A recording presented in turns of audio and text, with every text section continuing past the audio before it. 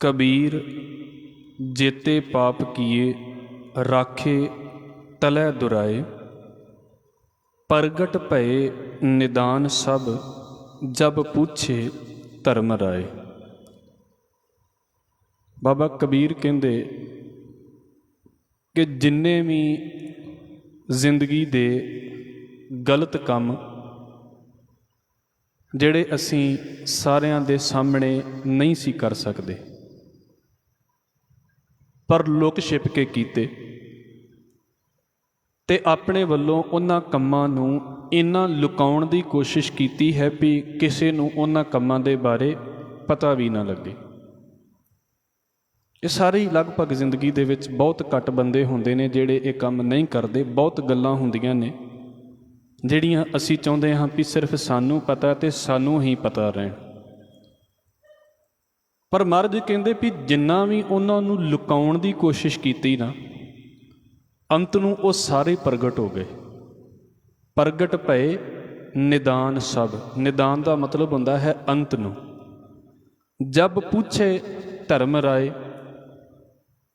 ਜਦੋਂ ਸਾਡੇ ਕੀਤੇ ਹੋਏ ਕਰਮਾਂ ਦਾ ਹਿਸਾਬ ਕਿਤਾਬ ਹੋਇਆ ਹੈ ਤੇ ਮਹਾਰਾਜ ਕਹਿੰਦੇ ਨੇ ਉਹ ਸਾਡੇ ਸਾਰੇ ਕਰਮ ਅੱਗੇ ਆ ਗਏ।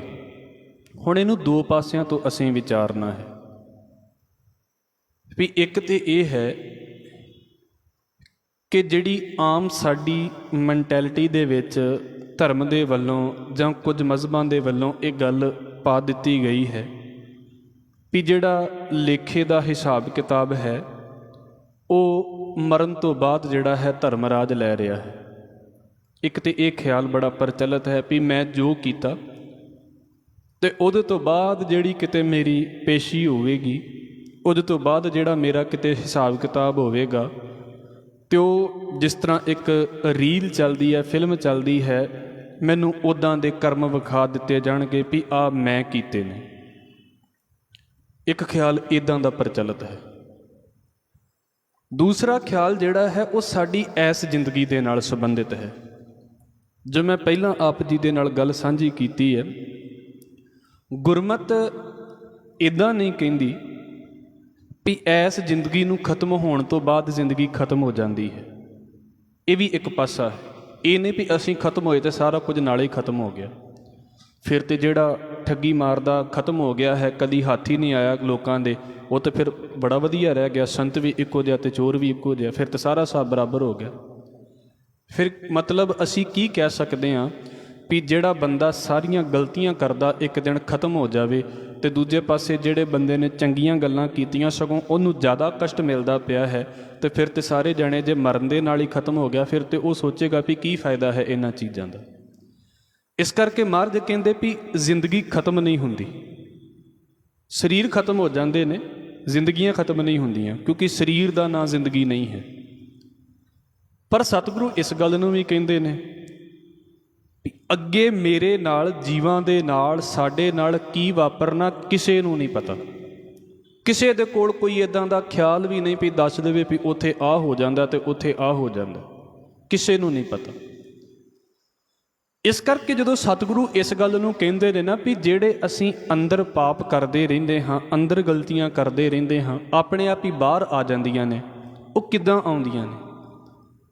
ਉਹ ਸਾਡੇ ਸੁਭਾਅ ਤੋਂ ਆਪਣੇ ਆਪ ਹੀ ਪ੍ਰਗਟ ਹੋ ਜਾਂਦੀਆਂ ਨੇ। ਇੱਕ ਤੇ ਮਹਾਰਾਜ ਜੀ ਨੇ ਇਹਨੂੰ ਇੱਦਾਂ ਬੋਲਿਆ ਹੈ, ਗੁਰੂ ਅੰਗਦ ਸਾਹਿਬ ਸੱਚੇ ਪਾਤਸ਼ਾਹ ਜੀ ਦਾ ਸ਼ਬਦ ਹੈ, ਬੰਦਾ ਕਿਸੇ ਚੀਜ਼ ਨੂੰ ਜਿੰਨੀ ਮਰਜ਼ੀ ਛੁਪਾਉਣ ਦੀ, ਲੁਕਾਉਣ ਦੀ ਕੋਸ਼ਿਸ਼ ਕਰੇ, ਉਹ ਜੋ ਹੈ ਉਹ ਬਾਹਰ ਆ ਹੀ ਜਾਵੇਗਾ। ਜੋ ਹੈ ਉਹ ਬਾਹਰ ਆਵੇਗਾ ਹੀ ਆਵੇਗਾ। ਕਿਸੇ ਬੰਦੇ ਨੂੰ ਗਲਤ ਬੋਲਣ ਦੀ ਆਦਤ ਪੈ ਗਈ, ਉਹਨੂੰ ਬੰਨ੍ਹ ਕੇ ਬਿਠਾਇਆ ਹੋਇਆ ਵੀ ਤੈਨੂੰ ਰੱਬ ਦਾ ਵਾਸਤਾ ਹੈ, ਤੂੰ ਗਲਤ ਗੱਲ ਨਾ ਬੋਲੀ। ਉਹਨੂੰ ਕਿੰਨਾ ਬੰਨ੍ਹ ਕੇ ਬਿਠਾਇਆ ਜਾਂਦਾ ਵੀ ਉੱਥੇ ਜਾਣਾ ਹੈ, ਤੂੰ ਆਹ ਗੱਲ ਨਾ ਕਰੀ। 5 ਮਿੰਟ ਨਹੀਂ ਬੋਲਦਾ, 10 ਮਿੰਟ ਨਹੀਂ ਬੋਲਦਾ, ਫਿਰ ਕੀ ਹੋ ਜਾਂਦਾ? ਅੰਦਰੋਂ ਫਿਰ ਉਹ ਨਿਕਲ ਆਉਂਦਾ। ਕਿੱਥੋਂ ਪ੍ਰਗਟ ਹੋਇਆ? ਅੰਦਰ ਤੋਂ ਪ੍ਰਗਟ ਹੋ ਗਿਆ। ਕਿਸੇ ਨੇ ਨਹੀਂ ਕੁਝ ਕੀਤਾ, ਆਪਣੇ ਆਪ ਹੀ ਪ੍ਰਗਟ ਹੋ ਗਿਆ। ਕਿੰਨੀ ਵੀ ਕੋਸ਼ਿਸ਼ ਕਰਾਂਗੇ ਨਾ ਆਪਾਂ, ਮਹਾਰਾਜ ਕਹਿੰਦੇ ਜੋ ਜੀ ਹੋਏ ਸੋ ਉਗਵੇ। ਜੋ ਮੇਰੇ ਅੰਦਰ ਹੈ ਉਹੀ ਉੱਗੇਗਾ। ਮੈਂ ਕਿੰਨੀ ਕੁ ਵਾਰ ਉਸ ਚੀਜ਼ ਦਾ ਨਾਟਕ ਕਰ ਲਵਾਂਗਾ, ਕਿੰਨੀ ਕੁ ਵਾਰ ਮੈਂ ਬਹਾਨੇ ਬਣਾ ਲਵਾਂਗਾ ਵੀ ਮੈਂ ਇੱਦਾਂ ਦਾ ਨਹੀਂ ਹਾਂ।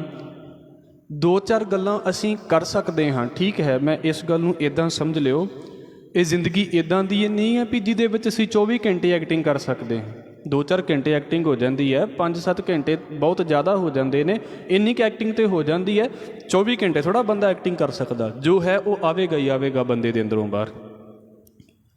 ਜੇ ਬੰਦੇ ਦਾ ਜਿਹੋ ਜਿਹਾ ਸੁਭਾਅ ਹੈ, ਜ਼ਰੂਰੀ ਨਹੀਂ ਵੀ ਗਲਤੀ ਹੋਵੇ, ਬੰਦਾ ਜ਼ਿਆਦਾ ਚਿਰ ਐਕਟਿੰਗ ਨਹੀਂ ਕਰ ਸਕਦਾ। ਐਕਟਿੰਗ ਕਰੇਗਾ ਤੇ ਅੱਕ ਜੇਗਾ, ਕਿਸੇ ਦੇ ਸਾਹਮਣੇ ਚੰਗਾ ਬਣਨ ਦੀ ਕੋਸ਼ਿਸ਼ ਕਰੇਗਾ, ਜਦੋਂ ਫਿਰ ਇਕੱਲਾ ਹੋਵੇਗਾ ਨਾ, ਫਿਰ ਦੱਬ ਕੇ ਉਹ ਕੰਮ ਕਰੇਗਾ ਜਿਹੜੇ ਕੰਮ ਤੋਂ ਉਹਨੂੰ ਉੱਥੇ ਰੋਕਿਆ ਜਾ ਰਿਹਾ ਸੀ, ਫਿਰ ਪੂਰੇ ਜ਼ੋਰ ਦੇ ਨਾਲ ਸਗੋਂ ਕਰੇਗਾ। ਇੱਦਾਂ ਦੀ ਗੱਲ ਹੋ ਗਈ ਜਿੱਦਾਂ ਸਪਰਿੰਗ ਦੀ ਉਦਾਹਰਣ ਲਈ ਜਾਂਦੀ ਹੁੰਦੀ ਹੈ ਇੱਕ, ਵੀ ਉਹਨੂੰ ਲੋਕਾਂ ਦੇ ਵਿੱਚ ਦਬਾ ਕੇ ਰੱਖਿਆ ਹੈ, ਜਦੋਂ ਛੱਡ ਦਿੱਤਾ ਹੈ ਤਾਂ ਬਾਅਦ 'ਚ ਵੇਖੋ ਕਿੱਦਾਂ ਬਾਊਂਸ ਬੈਕ ਕਰਦਾ ਹੈ, ਕਿੱਥੋਂ ਪ੍ਰਗਟ ਹੋ ਰਿਹਾ ਹੈ।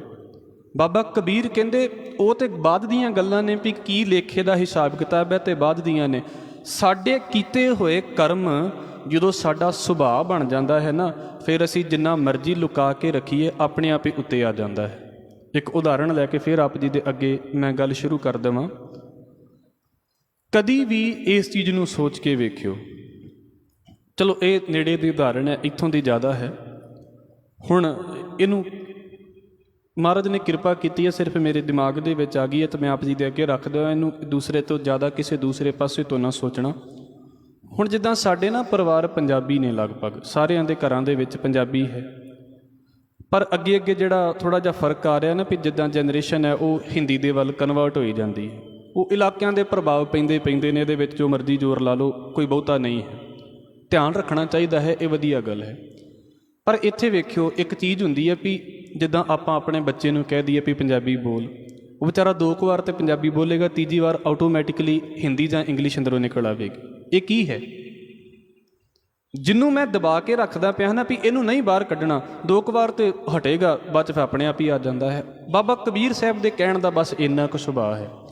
ਮਹਾਰਾਜ ਕਹਿੰਦੇ ਇਹ ਨਹੀਂ ਵੀ ਜੋ ਮੈਂ ਕਰ ਲਿਆ ਹੈ ਤੇ ਮੇਰੇ ਅੰਦਰ ਲੁਕ ਗਿਆ ਹੈ ਤੇ ਮਤਲਬ ਲੁਕਿਆ ਹੀ ਰਹੇਗਾ। ਇੱਥੋਂ ਤੱਕ ਤੇ ਸਤਿਗੁਰੂ ਕਹਿੰਦੇ ਵੀ ਸਾਡੇ ਮੱਥੇ ਤੇ ਪ੍ਰਗਟ ਹੋ ਜਾਂਦਾ ਹੈ। ਤੁਸੀਂ ਦੇਖਦੇ ਜੇ ਆਪਾਂ ਇੱਕ ਦੂਸਰੇ ਨੂੰ ਵੇਖਦੇ ਪਏ ਹਾਂ ਜਾਂ ਵੇਖਦੇ ਹਾਂ ਆਮ, ਤੇ ਸਾਡੀ ਸਭ ਤੋਂ ਜ਼ਿਆਦਾ ਨਿਗਾਹ ਜਿਹੜੀ ਨਾ ਕਿਸੇ ਦੇ ਫੇਸ ਦੇ ਉੱਤੇ ਹੁੰਦੀ ਹੈ। ਅਸੀਂ ਫੇਸ ਨੂੰ ਸਭ ਤੋਂ ਜ਼ਿਆਦਾ ਵੇਖਦੇ ਹਾਂ। ਤੇ ਗੁਰੂ ਗ੍ਰੰਥ ਸਾਹਿਬ ਮਹਾਰਾਜ ਦੀ ਬਾਣੀ ਨੂੰ ਪੜ੍ਹੋ। ਸਤਿਗੁਰੂ ਕਹਿੰਦੇ ਜੇ ਕਿਸੇ ਦੇ ਚੰਗੇ ਕਰਮ ਨੇ ਤੇ ਉਹ ਵੀ ਉਹਦੇ ਮੱਥੇ ਦੇ ਉੱਤੇ ਹੀ ਨੇ, ਤੇ ਜੇ ਮਾੜੇ ਕਰਮ ਨੇ ਤੇ ਉਹ ਵੀ ਉਹਦੇ ਮੱਥੇ ਦੇ ਉੱਤੇ ਹੀ ਨੇ। ਇਹਦਾ ਕੀ ਭਾਵ ਹੈ? ਇਹਦਾ ਭਾਵ ਹੈ ਵੀ ਭਾਈ ਉਹਨੂੰ ਵੇਖਦਿਆਂ ਹੀ ਪਤਾ ਲੱਗ ਜਾਣਾ ਵੀ ਇਹ ਚੰਗਾ ਹੈ ਕਿ ਮਾੜਾ ਹੈ। ਅਸੀਂ ਥੋੜ੍ਹਾ ਜਿਹਾ ਅੱਗੇ ਤਰੱਕੀ ਕਰਾਂਗੇ ਨਾ, ਤੇ ਬੰਦੇ ਦੀਆਂ ਸ਼ਕਲਾਂ ਹੀ ਸਾਰਾ ਕੁਝ ਦੱਸੀ ਜਾਂਦੀਆਂ ਨੇ। ਮੈਂ ਪਹਿਲਾਂ ਵੀ ਕਈ ਵਾਰ ਬੇਨਤੀ ਕਰਦਾ ਹੁੰਦਾ, ਆ ਜਿਹੜੇ ਫੇਸ ਰੀਡਰ ਹੁੰਦੇ ਨੇ ਵੇਖਦੇ ਕਹਿ ਦਿੰਦੇ ਨੇ ਵੀ ਬੰਦਾ ਝੂਠ ਬੋਲਦਾ ਤੇ ਬੰਦਾ ਸੱਚ ਬੋਲਦਾ।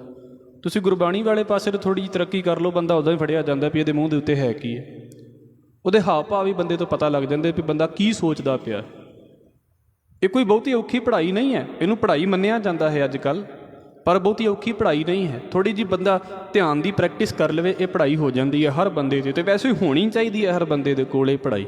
ਇੰਨੀ ਕੁ ਸਾਧਨਾ ਹੋਣੀ ਚਾਹੀਦੀ ਹੈ ਵੀ ਜਿਹੜਾ ਬੰਦਾ ਮੇਰੀਆਂ ਅੱਖਾਂ 'ਚ ਅੱਖਾਂ ਪਾ ਕੇ ਵੇਖਦਾ ਪਿਆ ਹੈ ਕਿ ਮੈਂ ਉਹਦਾ ਦਿਲ ਪੜ੍ਹ ਸਕਦਾ ਹਾਂ, ਉਹਦੇ ਮਨ 'ਚ ਕੀ ਚੱਲਦਾ ਪਿਆ ਹੈ। ਇਹਨੂੰ ਜਸਟ ਇਹ ਪ੍ਰੈਕਟਿਸ ਵੇਖ ਲਓ, ਪਰ ਹੋਣੀ ਚਾਹੀਦੀ ਹੈ। ਮਹਾਰਾਜ ਕਹਿੰਦੇ ਸਾਰਾ ਕੁਝ ਉਹਦੇ ਮੱਥੇ ਦੇ ਉੱਤੇ ਪ੍ਰਗਟ ਹੋ ਰਿਹਾ ਵੀ ਇਹ ਕਿੱਦਾਂ ਦਾ ਹੈ, ਅਤੇ ਫਿਰ ਉਹਨੂੰ ਗੱਲ ਕਰਨ ਦੀ ਕੀ ਲੋੜ ਹੈ, ਸਾਰਾ ਕੁਝ ਤਾਂ ਸਾਹਮਣੇ ਆ ਰਿਹਾ। ਹਜ਼ੂਰ ਦਾ ਬਚਨ ਹੈ, ਜੋ ਜੀ ਹੋਏ ਸੋ ਉਗਵੈ। ਜੋ ਦਿਲ ਦੇ ਵਿੱਚ ਹੈ ਨਾ ਉਹ ਉੱਗ ਪੈਂਦਾ ਹੈ, ਬਾਹਰ ਆ ਜਾਂਦਾ ਹੈ।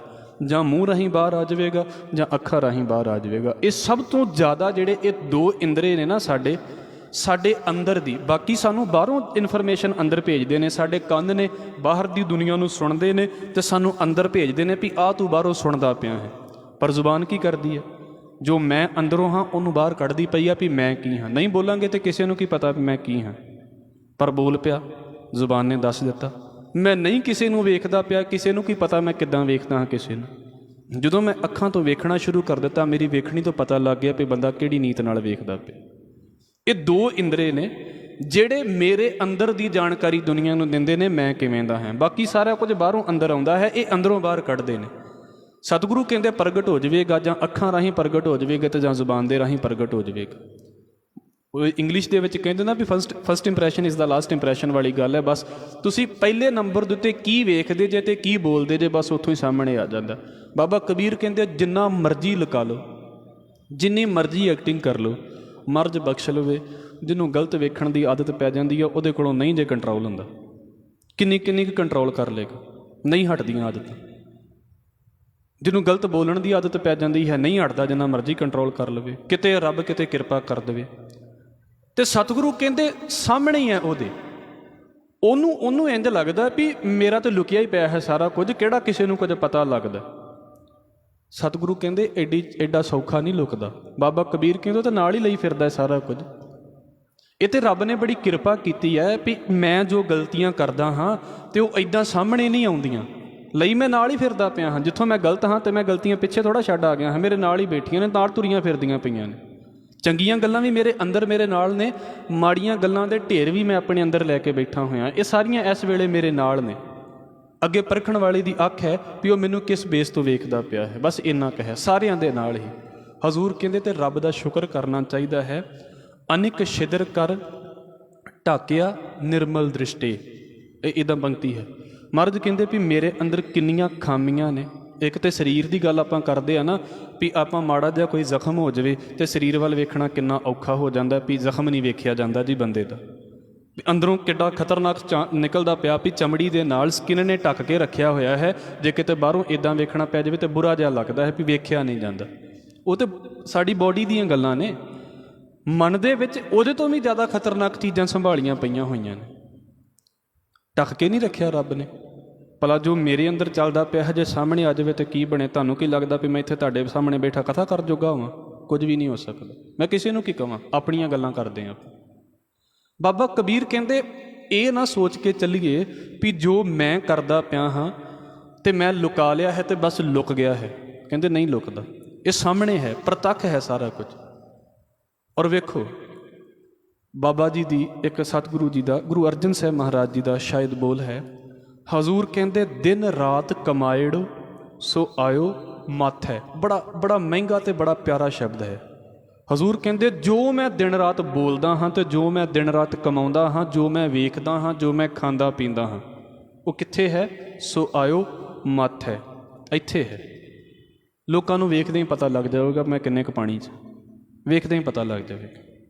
ਮੈਂ ਇਸ ਕਰਕੇ ਬੇਨਤੀ ਕਰਦਾ ਹੁੰਦਾ ਵੀ ਸੱਚੇ ਪਾਤਸ਼ਾਹ ਬਖਸ਼ ਲਵੇ। ਉਹ ਵਧੀਆ ਗੱਲ ਹੈ ਵੀ ਹੋਣਾ ਚਾਹੀਦਾ ਹੈ, ਪਰ ਸਾਨੂੰ ਨਾ ਇਹ ਰੱਬ ਦੀ ਕਿਰਪਾ ਦੇ ਨਾਲ ਇਹ ਜਿਹੜੀ ਦਾਤ ਹੈ ਨਾ ਆਉਣੀ ਚਾਹੀਦੀ ਹੈ। ਇਹ ਬੰਦਗੀ ਦੇ ਵਿੱਚ ਹੈ ਇਹ ਦਾਤ। ਦਿਨ ਰਾਤ ਕਮਾਇਓੜੋ ਸੋ ਆਇਓ ਮੱਥ ਹੈ।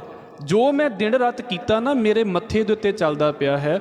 ਹਜ਼ੂਰ ਕਹਿੰਦੇ ਭਾਈ ਜਿਸ ਪਾਸ ਲੁਕਾਇੰਦੜੋ ਸੋ ਵੇਖੀ ਸੱਥ ਹੈ। ਉਹ ਜਦੋਂ ਤੋਂ ਤੂੰ ਲੁਕਾ ਰਿਹਾ ਹਾਂ ਤੇ ਤੇਰੇ ਨਾਲ ਹੀ ਬੈਠਾ ਵੇਖਦਾ ਪਿਆ ਹੈ। ਕਿਹਦੇ ਤੋਂ ਲੁਕਾ ਰਿਹਾ ਹਾਂ, ਕਿਹਦੇ ਤੋਂ ਪਰੇ ਕਰਦਾ ਪਿਆ ਵੀ ਉਹਦੇ ਵਿੱਚ ਕੋਈ ਪੜਦਾ ਹੈ। ਜਿਸ ਪਾਸ ਲੁਕਾਇੰਦੜੋ ਸੋ ਵੇਖੀ ਸੱਥ ਹੈ। ਹਜ਼ੂਰ ਕਹਿੰਦੇ ਨੇ ਅਗਲੇ ਬਚਨ, ਸੰਗ ਦੇਖੈ ਕਰਨਹਾਰਾ ਕਾਏ ਪਾਪ ਕਮਾਈ ਹੈ। ਜਦੋਂ ਪਤਾ ਵੀ ਨਹੀਂ ਲੁਕੇ ਰਹਿਣੇ, ਇਹ ਸਾਹਮਣੇ ਆ ਹੀ ਜਾਣੇ ਨੇ। ਉਹ ਜਿੱਦਾਂ ਮੈਂ ਅਕਸਰ ਇੱਕ ਗੱਲ ਕਰਦਾ ਹੁੰਦਾ ਨਾ ਆਪ ਜੀ ਦੇ ਨਾਲ ਵੀ ਉਹ ਇੱਕ ਬੰਦੇ ਨੂੰ ਗਲਤ ਬੋਲਣ ਦੀ ਆਦਤ ਸੀ। ਤੋ ਕਿਸੇ ਬੀਬੀ ਦੇ ਘਰ ਦੇ ਵਿੱਚ ਜਾ ਕੇ ਕਹਿੰਦਾ ਵੀ ਬੀਬੀ ਮੇਰੇ ਚੌਲ ਬਣਾ ਦੇ। ਹੁਣ ਬੀਬੀ ਚੌਲ ਬਣਾਉਣ ਲੱਗ ਪਈ ਅਤੇ ਲੱਗ ਪਿਆ ਆਪਣੀਆਂ ਗੱਲਾਂ ਕਰਨ ਨਾ। ਤੂੰ ਇੱਦਾਂ ਦਾ ਕੁਝ ਬੋਲ ਦਿੱਤਾ ਵੀ ਅਜੇ ਚੌਲ ਅੱਧੇ ਕੀ ਬਣੇ ਸੀ, ਵਿੱਚ ਪਾਣੀ ਅਤੇ ਚੌਲ ਅਜੇ ਰਲੇ ਵੀ ਨਹੀਂ ਸੀ ਚੰਗੀ ਤਰ੍ਹਾਂ। ਅਤੇ ਬੀਬੀ ਨੇ ਸਾਰਾ ਇਕੱਠਾ ਕਰਕੇ ਅਤੇ ਝੋਲੀ 'ਚ ਪਾਤਾ ਵੀ ਚੱਲ ਮੇਰੇ ਘਰੋਂ ਬਾਹਰ, ਮੈਂ ਤੇਰੀਆਂ ਹੋਰ ਗੱਲਾਂ ਨਹੀਂ ਸੁਣ ਸਕਦੀਆਂ। ਤੋ ਰਾਹ 'ਚ ਕਿਸੇ ਨੇ ਪੁੱਛ ਲਿਆ ਵੀ ਇਹ ਕੀ ਚੋਰ ਆ? ਕਹਿੰਦਾ ਜ਼ੁਬਾਨ ਦਾ ਰਸ ਚੋਰ ਆ। ਇਹ ਮਤਲਬ ਜੋ ਬੋਲਿਆ ਉਹ ਚੋਰ ਆ। ਇਹ ਕੀ ਹੈ? ਜੋ ਅੰਦਰ ਸੀ ਉਹੀ ਬਾਹਰ ਨਿਕਲਣਾ ਸੀ। ਕਿੰਨਾ ਕੁ ਕੰਟਰੋਲ ਕਰ ਲਓ ਤੁਸੀਂ। ਮੈਂ ਕਹਿੰਦਾ ਹਾਂ ਵੇਖ ਲਓ ਤੁਸੀਂ, ਹੈਰਾਨ ਹੋ ਜਾਈਦਾ ਹੈ। ਜਿਹੋ ਜੀ ਸਾਡੀ ਬੋਲੀ ਉਹੋ ਜੀ ਗਾਂ ਸਾਡੇ ਬੱਚਿਆਂ ਦੀ ਬੋਲੀ। ਜੋ ਅਸੀਂ ਕਰਦੇ ਹਾਂ ਗਾਂ ਬੱਚੇ ਵੀ ਉਹੋ ਕੁਝ ਕਰੀ ਜਾਂਦੇ। ਕਿਸੇ ਤੋਂ ਕੀ ਲੁਕਾਉਣ ਦੀ ਲੋੜ ਹੈ? ਉਹਨਾਂ ਦੇ ਵਿੱਚੋਂ ਪ੍ਰਗਟ ਹੋ ਰਿਹਾ। ਕੀ ਸਿਖਾਇਆ ਅਸੀਂ ਬੱਚਿਆਂ ਨੂੰ? ਕੁਝ ਸਪੈਸ਼ਲ ਨਹੀਂ ਸਿਖਾਉਣਾ ਪੈਂਦਾ, ਵੇਖ ਵੇਖ ਕੇ ਸਿੱਖ ਜਾਂਦੇ ਨੇ। ਕੀ ਸਾਡੇ ਤੋਂ ਨਹੀਂ ਪ੍ਰਗਟ ਹੋ ਰਿਹਾ? ਸਾਡੇ ਤੋਂ ਪ੍ਰਗਟ ਹੋ ਰਿਹਾ। ਸੰਗ ਦੇਖੈ ਕਰਨਹਾਰਾ ਕਾਏ ਪਾਪ ਕਮਾਈ ਹੈ। ਸੁਕ੍ਰਿਤ ਕੀਜੈ ਨਾਮ ਲੀਜੈ ਨਰਕ ਮੂਲ ਨਾ ਜਾਈਏ। ਅਤੇ ਮਹਾਰਾਜ ਕਹਿੰਦੇ ਫਿਰ ਕੋਸ਼ਿਸ਼ ਕਰੋ ਵੀ ਚੰਗੇ ਕੰਮ ਕਰਨ ਦੀ, ਚੰਗੇ ਕੰਮ ਕਰੀਏ। ਹਜ਼ੂਰ ਨੇ ਇਸ ਕਰਕੇ ਕਿਹਾ ਹੈ ਭਾਈ ਕਬੀਰ ਜੇਤੇ ਪਾਪ ਕੀਏ। ਮੈਨੂੰ ਲੱਗਦਾ ਹੈ ਵੀ ਮੈਂ ਜੋ ਗਲਤ ਕਰਦਾ ਹਾਂ, ਇੱਕ ਤਾਂ ਇੱਦਾਂ ਦੇ ਪਾਪ ਹੁੰਦੇ ਨੇ ਨਾ ਜਿਹੜਾ ਇੱਕ ਜਾਣੇ ਲਈ ਪਾਪ ਹੁੰਦਾ ਅਤੇ ਦੂਜੇ ਲਈ ਪੁੰਨ ਹੁੰਦਾ ਹੈ। ਜਿੱਦਾਂ ਤੁਸੀਂ ਖਾਸ ਕਰਕੇ ਹਿੰਦੂ ਮਤ ਦੇ ਵਿੱਚ ਅਤੇ ਇਸਲਾਮ ਦੀ ਗੱਲ ਵੇਖ ਲਓ। ਵੀ ਆਹ ਜਾਨਵਰ ਖਾ ਲਓ ਤੇ ਉਹਨਾਂ 'ਚ ਪਾਪ ਹੈ, ਆਹ ਜਾਨਵਰ ਖਾ ਲਓ ਤੇ ਉਹਨਾਂ ਦੇ ਵਿੱਚ ਪਾਪ ਹੈ ਹੀ ਨਹੀਂ ਹੈ। ਇੱਕ ਜਣਾ ਕਹਿੰਦਾ ਆਹ ਪਾਪ ਹੈ, ਦੂਜਾ ਕਹਿੰਦਾ ਪਾਪ ਹੈ ਹੀ ਨਹੀਂ। ਹੁਣ ਜਿੱਦਾਂ ਇੱਕ ਜਣਾ ਕਵੇ ਵੀ ਲਸਣ ਖਾਣਾ ਪਾਪ ਹੈ, ਦੂਜਾ ਕਵੇ ਵੀ ਨਹੀਂ ਕੋਈ ਗੱਲ ਹੀ ਨਹੀਂ। ਇੱਕ ਜਣਾ ਕਵੇ ਵੀ ਮੈਂ ਪਿਆਜ਼ ਹੀ ਨਹੀਂ ਖਾਂਦਾ, ਜਿਹੜੇ ਪਿਆਜ਼ ਖਾਂਦੇ ਨੇ ਪਾਪ ਕਰਦੇ ਪਏ ਨੇ। ਇਹ ਪੁੰਨ ਪਾਪ ਥੋੜ੍ਹਾ ਨੇ, ਇਹ ਤੇ ਕਰਮ ਅਕਰਮ ਨੇ। ਨਹੀਂ ਚੰਗਾ ਲੱਗਦਾ ਨਾ ਖਾਓ, ਚੰਗਾ ਲੱਗਦਾ ਖਾ ਲਓ। ਇਹਦੇ ਨਾਲ ਕੋਈ ਬਹੁਤਾ ਫਰਕ ਨਹੀਂ ਪੈਂਦਾ ਵੀ ਮੈਂ ਆਹ ਚੀਜ਼ ਛੱਡੀ ਹੈ ਅਤੇ ਆਹ ਚੀਜ਼ ਖਾਂਦਾ ਹਾਂ ਅਤੇ ਇਸ ਕਰਕੇ ਕੋਈ ਫਰਕ ਪੈ ਗਿਆ। ਨਹੀਂ, ਇੱਦਾਂ ਦਾ ਕੋਈ ਖਿਆਲ ਨਹੀਂ।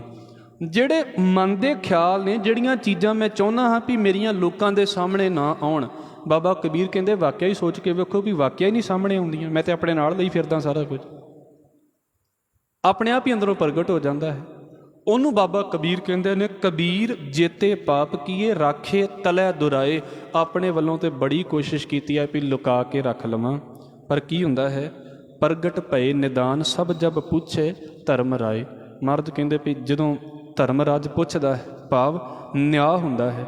ਅਤੇ ਪਿਛਲੀ ਗੱਲ ਵੀ ਮੈਂ ਆਪ ਜੀ ਦੇ ਨਾਲ ਸਾਂਝੀ ਕਰਦੇ ਵਾਂ, ਜ਼ਿੰਦਗੀ ਖਤਮ ਨਹੀਂ ਹੋਈ, ਉਹ ਤਾਂ ਬਾਅਦ ਦੀਆਂ ਗੱਲਾਂ ਨੇ। ਪਰ ਇੱਥੋਂ ਦਾ ਜਿਹੜਾ ਜੀਵਨ ਹੈ ਨਾ, ਜੋ ਅਸੀਂ ਕਰਦੇ ਹਾਂ ਉਹਦਾ ਸਾਡਾ ਸੁਭਾਅ ਬਣਦਾ ਹੈ, ਸਾਡੀ ਨੇਚਰ ਬਣਦੀ ਹੈ। ਔਰ ਜੋ ਨੇਚਰ ਬਣ ਜਾਂਦੀ ਹੈ ਅਸੀਂ ਉਹਦੇ ਹਿਸਾਬ ਦੇ ਨਾਲ ਚੱਲਦੇ ਹਾਂ। ਫਿਰ ਜੇ ਚੰਗੀ ਨੇਚਰ ਬਣ ਗਈ, ਸੁਭਾਅ ਚੰਗਾ ਬਣ ਗਿਆ, ਬੋਲਾਂਗੇ ਵੀ ਚੰਗਾ। ਜੇ ਸੁਭਾਅ ਮਾੜਾ ਬਣ ਗਿਆ ਤਾਂ ਬੋਲਾਂਗੇ ਵੀ ਮਾੜਾ। ਜਦੋਂ ਸੁਭਾਅ ਹੀ ਮਾੜਾ ਬਣ ਗਿਆ, 2-4 ਵਾਰ ਐਕਟਿੰਗ ਕਰ ਲਵਾਂਗਾ ਚੰਗਾ ਹੋਣ ਦੀ, ਕਿੰਨਾ ਕੁ ਚੰਗਾ ਹੋ ਜਾਵਾਂਗਾ, ਕਿੰਨੀ ਕੁ ਵਾਰ ਚੰਗਾ ਹੋਣ ਦੀ ਐਕਟਿੰਗ ਕਰ ਲਵਾਂਗਾ, ਅਕਸਰ ਤੇ ਸਾਹਮਣੇ ਸਾਰਾ ਕੁਝ ਆ ਹੀ ਜਾਵੇਗਾ। ਹਜ਼ੂਰ ਕਹਿੰਦੇ ਨੇ ਨਾ, ਦਿਨ ਹੈ ਬੇਕਾਰ ਕਰਤ ਸ਼ਰਮ ਪਾਇਓ, ਨੈਣੀ ਨੀਂਦ ਸੁਪਨ ਬਰੜਾਇਓ। ਦਿਨੇ ਮੈਂ ਕੋਸ਼ਿਸ਼ ਨਹੀਂ ਕਰਦਾ ਵੀ ਕਿਸੇ ਨੂੰ ਗੱਲਾਂ ਦੱਸਣੀਆਂ ਨੇ, ਰਾਤ ਨੂੰ ਸੁਪਨਾ ਹੀ ਇੱਦਾਂ ਦਾ ਆ ਗਿਆ, ਬੰਦਾ ਸੁਪਨੇ 'ਚ ਹੀ ਬੋਲਣ ਲੱਗ ਪਿਆ। ਨੈਣੀ ਨੀਂਦ ਸੁਪਨ ਬਰੜਾਇਓ, ਆਪਣੇ ਵੱਲੋਂ ਤਾਂ ਸੁੱਤਾ ਹੈ ਪਰ ਬੋਲਦਾ ਪਿਆ ਹੈ, ਕਿੱਥੇ ਆ ਗਿਆ। ਮਹਾਰਾਜ ਕਹਿੰਦੇ ਪ੍ਰਗਟ ਭਏ ਨਿਦਾਨ ਸਭ ਜਬ ਪੁੱਛੇ ਧਰਮ ਰਾਏ। ਵੈਸੇ ਗੁਰੂ ਰਾਮਦਾਸ ਸਾਹਿਬ ਸੱਚੇ ਪਾਤਸ਼ਾਹ ਜੀ ਨੇ ਇੱਕ ਗੱਲ ਬੋਲੀ ਹੈ ਗੁਰੂ ਅਮਰਦਾਸ ਸਾਹਿਬ ਮਹਾਰਾਜ ਦੇ ਲੰਗਰ ਦੇ ਬਾਰੇ। ਆਪ ਜੀ ਨੇ ਸ਼ਾਇਦ ਪਹਿਲਾਂ ਵੀ ਕਿਤੇ ਇਸ ਘਟਨਾ ਨੂੰ ਸੁਣਿਆ ਹੋਵੇਗਾ ਵੀ ਉਹ ਮਹਾਰਾਜ ਜੀ ਨੇ ਜਦੋਂ ਗੋਇੰਦਵਾਲ ਸਾਹਿਬ ਵਸਾਇਆ ਸੀ ਨਾ, ਅਤੇ ਉੱਥੇ ਇੱਕ ਤਪਾ ਰਹਿੰਦਾ ਹੁੰਦਾ ਸੀ ਜਿਹਦਾ ਨਾਂ ਸੀ ਹਰੀ ਰਾਮ ਤਪਾ। ਮਹਾਰਾਜ ਨੇ ਗੌੜੀ ਕੀ ਵਾਰ ਦੇ ਵਿੱਚ ਜ਼ਿਕਰ ਵੀ ਕੀਤਾ ਹੈ ਉਹਦਾ, ਤਪਾ ਨਾ ਹੋਵੇ ਅੰਦਰੋਂ ਲੋਭੀ ਨਿਤ ਮਾਇਆ ਨੂੰ ਫਿਰਿਆ ਜਜਮਾਲਿਆ। ਇਹ ਸਲੋਕ ਹੈ, ਕਾਫੀ ਵੱਡਾ ਹੈ ਸਲੋਕ, ਆਪ ਜੀ ਨੇ ਪੜ੍ਹ ਲੈਣਾ। ਉਹ ਵੇਖੋ ਕਿ ਉਹ ਕਿਉਂਕਿ ਸਨਾਤਨੀ ਮਰਿਆਦਾ ਦਾ ਹਾਮੀ ਸੀ ਬੰਦਾ। ਹੁਣ ਉਹਨੂੰ ਇਹ ਗੱਲ ਚੰਗੀ ਨਹੀਂ ਸੀ ਲੱਗਦੀ ਵੀ ਸਾਰੇ ਜਾਣੇ ਬਰਾਬਰ ਬੈਠ ਕੇ ਲੰਗਰ ਖਾਣ। ਉਹ ਨਹੀਂ ਖਾਂਦੇ, ਉਹਨਾਂ ਦੇ ਨਹੀਂ ਹੈ, ਕਿਉਂਕਿ ਪਹਿਲਾਂ ਪੰਡਤ ਨੇ ਖਾਣਾ ਹੈ ਉਹਨਾਂ ਦੇ ਵਿੱਚ, ਉਹਨਾਂ ਦਾ ਆਗੂ ਪਹਿਲਾਂ ਖਾਂਦਾ, ਬਾਕੀ ਜਾਣੇ ਬਾਅਦ ਦੇ ਵਿੱਚ ਖਾਂਦੇ। ਅਤੇ ਮਹਾਰਾਜ ਨੇ ਗੋਇੰਦਵਾਲ ਦੇ ਵਿੱਚ ਤੇ ਇਹ ਗੱਲ ਸ਼ੁਰੂ ਕੀਤੀ ਸੀ ਵੀ ਭਾਈ ਪਹਿਲਾਂ ਤੁਸੀਂ ਬਰਾਬਰ ਬੈਠ ਕੇ ਲੰਗਰ ਛਕੋ, ਪਹਿਲੇ ਪੰਗਤ ਪਾਤਸ਼ਾਹ ਸੰਗਤ, ਵੀ ਫਿਰ ਤੁਸੀਂ ਇੱਥੇ ਆਓ। ਹੁਣ ਉਹਨੇ ਕੀ ਕਰਨਾ, ਕਿਉਂਕਿ ਉਹਨਾਂ ਦਾ ਸਿੱਧੀ ਜੀ ਗੱਲ ਹੈ ਵੀ ਲੋਕਾਂ ਨੇ ਉਹਨਾਂ ਕੋਲੋਂ ਜਾਣਾ, ਹਟ ਜਾਣਾ ਅਤੇ ਗੁਰੂ ਅਮਰਦਾਸ ਸਾਹਿਬ ਮਹਾਰਾਜ ਦੇ ਕੋਲ ਆਉਣਾ। ਅਤੇ ਉਹਨੇ ਪ੍ਰਚਾਰ ਕਰਨਾ ਸ਼ੁਰੂ ਕਰ ਦਿੱਤਾ ਵੀ ਇਹ ਤਾਂ ਜੋ ਪਿੱਛੇ ਚੱਲਦਾ ਆ ਰਿਹਾ ਹੈ, ਇਹ ਤਾਂ ਉਹਦੇ 'ਤੇ ਲਕੀਰਾਂ ਮਾਰੀ ਜਾਂਦੇ, ਇਹ ਤਾਂ ਉਹਨੂੰ ਖਤਮ ਕਰੀ ਜਾਂਦੇ। ਅਤੇ ਉੱਥੇ ਹੁਣ ਕੀ ਹੋਇਆ, ਮਹਾਰਾਜ ਨੂੰ ਤਾਂ ਪਤਾ ਸੀ ਵੀ ਇਹਦੇ ਅੰਦਰ ਕੀ ਚੱਲਦਾ ਪਿਆ। ਸਤਿਗੁਰੂ ਨੇ ਕਹਿੰਦੇ ਵੀ ਇੱਕ ਦਿਨ ਇੱਕ ਸਿੱਖਾਂ ਦੇ ਨਾਲ ਰਲ ਕੇ ਨਾ ਇੱਕ ਸਕੀਮ ਕਰ ਲਈ, ਜਾਂ ਇੱਕ ਖੇਡ ਵਰਤਾ ਦਿੱਤੀ ਇੱਦਾਂ ਦੀ ਵੀ ਪੈਸੇ ਰੱਖ ਦਿੱਤੇ ਵੀ ਜੇ ਕੋਈ ਉੱਚੀ ਜਾਤੀ ਵਾਲਾ ਬੰਦਾ ਬਰਾਬਰ ਬਹਿ ਕੇ ਲੰਗਰ ਖਾਵੇਗਾ ਨਾ, ਇਹ ਤਾਂ ਹੁਣ ਬੜਾ ਸੌਖਾ ਜਿਹਾ ਲੱਗਦਾ ਨਾ। ਮੈਂ ਕਹਿੰਦਾ ਹੁੰਦਾ ਵੀ ਵੇਖੋ ਕਿ ਅਸੀਂ ਜਦੋਂ 500 ਸਾਲ ਪਹਿਲਾਂ ਦੀ ਗੱਲ ਸੁਣਾਉਂਦੇ ਹਾਂ, ਜਾਂ ਸਾਨੂੰ ਬਚਪਨ ਤੋਂ ਹੀ ਲੰਗਰ ਬਰਾਬਰ ਬੈਠ ਕੇ ਖਾਣ ਨੂੰ ਮਿਲ ਜਾਂਦਾ ਹੈ, ਅਸੀਂ ਖੁਦ ਖਾਂਦੇ ਹਾਂ, ਅਤੇ ਇਸ ਕਰਕੇ ਬਹੁਤੀ ਵੱਡੀ ਜੀ ਗੱਲ ਨਹੀਂ ਲੱਗਦੀ। ਪਰ ਜਦੋਂ ਇਹ ਚੀਜ਼ ਨੂੰ ਅੱਜ ਤੋਂ 500 ਸਾਲ ਪਿੱਛੋਂ ਦੀ ਮੈਂਟੈਲਿਟੀ ਦੇ ਨਾਲ ਸੋਚ ਕੇ ਵੇਖੀਏ ਨਾ, ਫਿਰ ਪਤਾ ਲੱਗਦਾ ਵੀ ਕਿੱਦਾਂ ਦੇ ਸਟਰਗਲ ਕਰਨੇ ਪੈਂਦੇ ਨੇ। ਇੱਕ ਲੇਖ ਲਿਖਿਆ ਹੈ ਭਾਈ ਜੋਧ ਸਿੰਘ ਹੁਣਾਂ ਨੇ ਵੀ ਜਿਨ੍ਹਾਂ ਨੇ ਸਿੱਖ ਰਹਿਤ ਮਰਿਆਦਾ ਮਤਲਬ ਲਾਗੂ ਕੀਤੀ ਹੈ, ਸਿੱਖਾਂ ਦੇ ਵਿੱਚ ਸਿਧਾਂਤ ਲਾਗੂ ਕੀਤੇ ਨੇ, ਬਾਬਾ ਦਿਆਲ ਸਿੰਘ ਵਰਗਿਆਂ ਨੇ।